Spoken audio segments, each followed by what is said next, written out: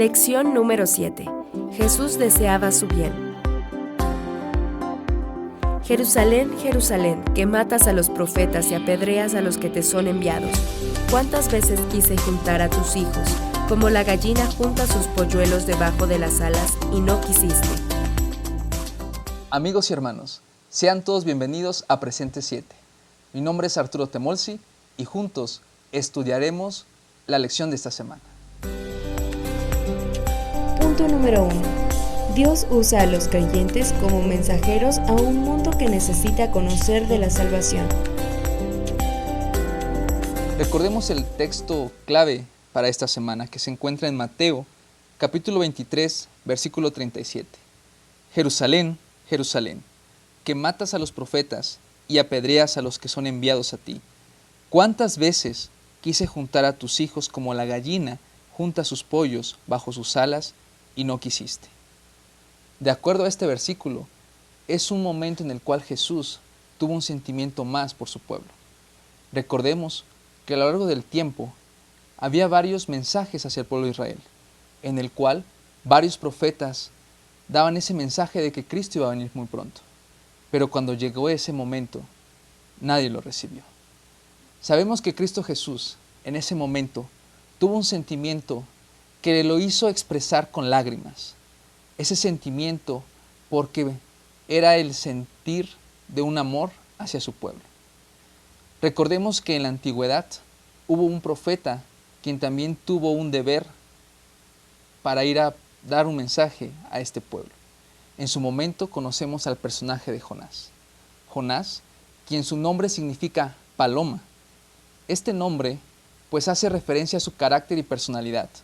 Una persona a lo mejor con una personalidad y un perfil diferente a los profetas, duro, pero también un poco cobarde, ya que en el primer mensaje que se le hizo para ir a predicar a Nínive, él no asistió. Sin embargo, el segundo mensaje fue muy claro. Él, conocemos la historia, fue a Nínive, la capital de Asiria. En ese lugar, él pues dio el mensaje a este pueblo. Iba predicando durante todo un día que la ciudad iba a ser destruida. Sin embargo, por oídos de los ciudadanos de este pueblo y por el mismo rey, la gente se arrepintió. No obstante, Jonás se quedó un poco inconforme. Se quedó inconforme debido a que pues no se iba a lograr el propósito por el cual había sido enviado, que era advertir a esta ciudad de su destrucción. Dios siempre nos da lecciones de diferentes formas. Y fue a través de una calabacera. El segundo libro de lecciones que Dios nos da, la naturaleza. Es en ese momento cuando Dios le muestra a Jonás la misericordia a través de un ejemplo práctico. Dios había perdonado al pueblo de Nínive. Y es por eso que a Jonás también se le tenía que demostrar el amor de Dios hacia su pueblo. Y lo hizo a través de esta calabacera que él, sin hacer ningún mérito, la recibió, pero también le fue quitada. Es así como nosotros entendemos esta expresión de Dios que se encuentra en Lucas, capítulo 19, versículo 41. Y cuando se acercó y contempló la ciudad, dijo llorando: si al menos conocieras en este día lo que toca a tu paz, pero ahora está encubierto de tus ojos. Realmente la lección que podemos obtener aquí es que la venida de Jesús fue por amor. No fue algún otro tema, sino fue por amor. Y es por eso que a él le dolía tanto que por decisión propia él había venido y había pisado este mundo y nadie lo recibió. Para maestros, lee Lucas 9, 52 al 56.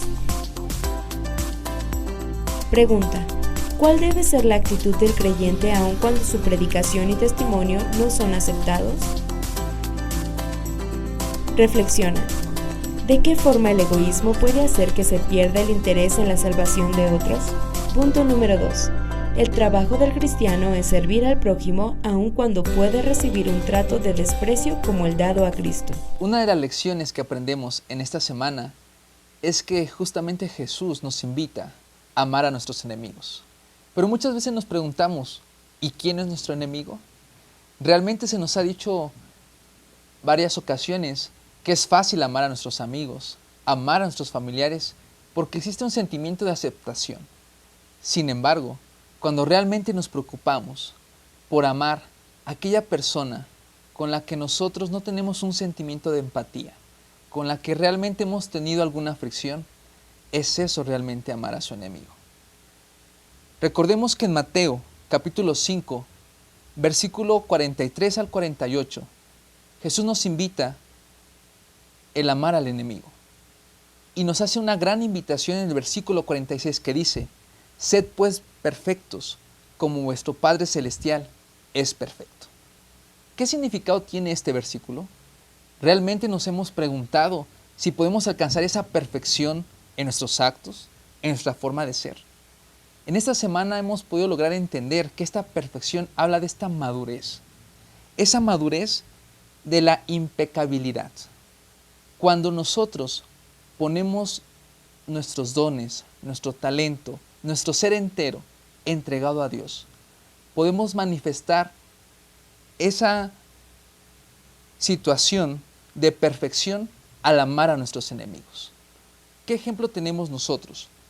Podemos ir a Lucas capítulo 6, versículo 27, que dice: pero a vosotros os digo, amad a vuestros enemigos, haced bien a los que os aborrecen. Es nuevamente esta invitación que señala la regla de oro. Pero el máximo ejemplo que podemos encontrar es cuando el mismo Cristo Jesús estuvo en la cruz del Calvario. Hizo una declaración que trasciende por los siglos. Y esta declaración se encuentra en Lucas también, capítulo 23, versículo 34. Y Jesús dijo: Padre, perdónalos, porque no saben lo que hacen. ¿A quién necesitaba perdonar el Padre? A quienes los estaba crucificando. Esta es la muestra máxima de cómo el mismo Cristo Jesús hace esta apelación por el perdón a sus enemigos. Probablemente, muy probablemente, podemos pensar que fueron perdonados, porque el mismo Hijo de Dios puso estas palabras para que sus enemigos fueran perdonados. ¿Cuánto más nosotros que vivimos en esta tierra, que vivimos en este año, tenemos que perdonar a los que nos aborrecen? Para maestros, lee Filipenses 2, 5 al 8, Lucas 6, 35. Pregunta: a pesar de los ataques, ¿cuál debe ser nuestra actitud hacia los no creyentes? ¿Hasta qué punto deberíamos soportarlos? Reflexiona: ¿cómo evitamos desanimarnos por el odio, maltrato y hasta persecución de los que intentamos salvar? Punto número 3. Si Cristo no vive en el corazón del creyente, su cristianismo puede apartar a las personas de Dios. El amor nunca deja de ser. ¿Cuántas veces hemos escuchado la palabra amor en nuestros días? ¿Y qué significado le damos en nuestra vida? Realmente los sentimientos no son una guía fidedigna de la razón que podemos tener al momento de expresar un acto de bondad. Cuando Cristo Jesús vino a demostrar este amor hacia sus enemigos, también nos ayudó a profundizar el significado de ello. Pero no obstante, Pablo, un apóstol, quien después de haber pasado por una situación en la que consideraba tener amor hacia su creencia, hacia su religión, se dio cuenta que realmente le faltaba el verdadero amor. Nosotros podemos encontrar grandes ejemplos bíblicos en las Escrituras que nos hacen referencia de cómo se entregaron vidas por amor. Pero, ¿qué hay más? ¿Qué hay de este amor en la práctica diaria? Nosotros podemos entender que el amor máximo que se manifestó es cuando Cristo vino a morir por cada uno de nosotros. Sin embargo, hoy nosotros como personas, ¿cómo podemos manifestar ese amor? Vayamos a este texto que se encuentra en 1 Corintios 13, versículo 13, que dice: ahora permanecen estos tres dones, la fe, la esperanza y el amor. Pero el mayor de ellos es el amor. Hoy en nuestros días podemos entender que si nosotros conociéramos todo lo necesario acerca de la Biblia, de los estudios, tuviéramos fe que pudiera hacer milagros, pero si no tenemos este gran valor, este gran don que Dios nos da, que es el amor, no vamos a poder entender lo que Cristo hizo por cada uno de nosotros. Es por eso que nosotros tenemos un gran imperativo. Este imperativo es revelar que Cristo hizo estos actos de amor por cada una de las personas que hoy viven en este mundo. Para maestros, lee Romanos 2:24 y Primera de Pedro 4:8. Pregunta: ¿cuán cuidadosos debemos de ser en no alejar a las personas de Cristo con nuestras acciones? Reflexiona: ¿cuál es la importancia del amor práctico en el trabajo por alcanzar a los no creyentes? Punto número 4. La salvación de los no creyentes no debe radicar en números, sino en el amor. En Marcos, capítulo 8, versículo 22, encontramos la historia del ciego de Betsaida, una historia que tiene un gran significado. Empieza la narración diciendo: entonces fueron a Betsaida, allí trajeron a un ciego a Jesús y le rogaron que lo tocase. Entonces tomó la mano del ciego y lo sacó fuera de la aldea. Puso saliva en sus ojos, colocó las manos encima y le preguntó si veía algo.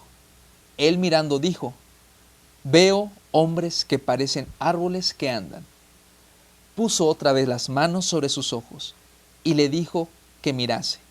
Y fue restablecido y vio de lejos y claramente a todos. Entonces lo envió a casa diciéndole: ni siquiera entres en la aldea. Esta historia nos puede ayudar a entender cómo de alguna forma Dios nos da un segundo toque. Cuando en nuestra vida hemos conocido a Dios y creemos que hemos tenido esta primera experiencia, realmente a veces podemos expresar lo que dijo el ciego de Betsaida: veo hombres que parecen árboles que andan. Esto significa que podría ser que espiritualmente nosotros nos sintamos dentro de la iglesia, pero que realmente nuestras acciones y nuestros hechos no reflejen lo que en verdad creemos. Poniendo un poco de contexto, recordemos que versículos atrás Jesús le hace un llamado a sus discípulos. En el versículo 18 dice: tenéis ojos y no veis, tenéis oídos y no oís y no recordáis. Realmente Jesús aquí estaba manifestando que la levadura que en este momento probablemente los discípulos deberían de haber traído no era el significado literal de ello, sino que realmente esta levadura que estaba presente en los fariseos como significado a veces de corrupción, a veces de frialdad, de frivolidad y de imagen, no se tenía que presentar dentro de los actos de amor que debían de manifestar con el prójimo. Recordemos que Jesús siempre mostraba actos de bondad. Por donde pasaba, trataba de manifestar este amor del Padre. Y es así como podemos recordar que Jesús nos da una segunda oportunidad, este segundo toque. La pregunta que me gustaría hacerte es: ¿hemos podido ver o seguimos viendo árboles que parecen hombres? Para maestros, lee 1 Corintios 13 del 1 al 3. Pregunta: ¿qué riesgo hay cuando se trabaja por la salvación de las almas sin amor? Reflexiona: ¿qué necesitamos para tener el enfoque correcto en cuanto a la salvación de las almas? Punto número 5. La Iglesia de Cristo es su corazón y sus manos sobre la tierra. Filipenses, capítulo 2, versículo 3, nos ayuda a conectar nuestra vida práctica con el deber de la Iglesia como centro de la comunidad. dice: nada hagáis por rivalidad o vanagloria, antes bien en humildad, considerando a los demás como superiores a vosotros, no mirando cada uno solo a lo suyo propio, sino también a lo de otros. Versículo 5. Haya en vosotros el mismo sentir que hubo en Cristo Jesús. Realmente, a veces como iglesia, podemos tomar el tiempo para establecer objetivos. Objetivos en los cuales, por la historia, hemos podido olvidar cuáles son los centros o la razón principal de establecer esos objetivos, que es justamente el servir. El poner por encima de nosotros al prójimo. Es así que nosotros tenemos que llevar al pie de la letra este versículo, considerando los demás como superiores a vosotros.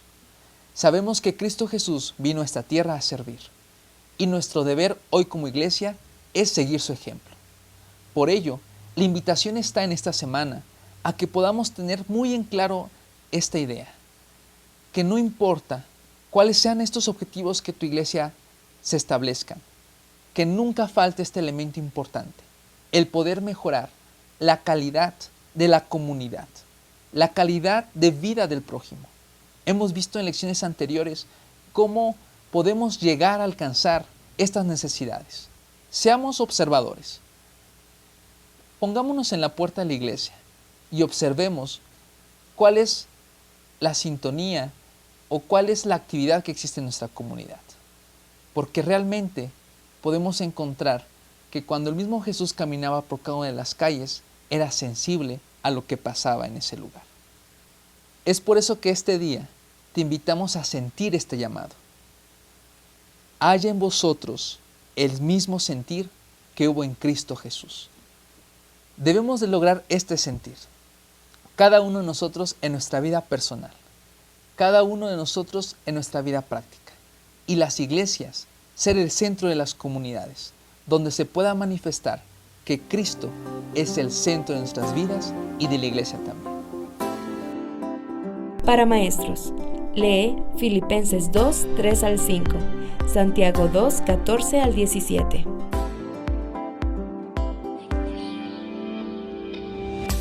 Pregunta: ¿qué principios deben predominar en el trabajo hacia el prójimo? Reflexiona: ¿qué cosas buenas pueden impedir que la iglesia cumpla la misión? Queridos amigos y hermanos, ha sido un gusto el estar con ustedes en este repaso de la lección, en el cual juntos nos hemos enriquecido en el estudio de esta semana. Te invitamos a estar en contacto con nosotros.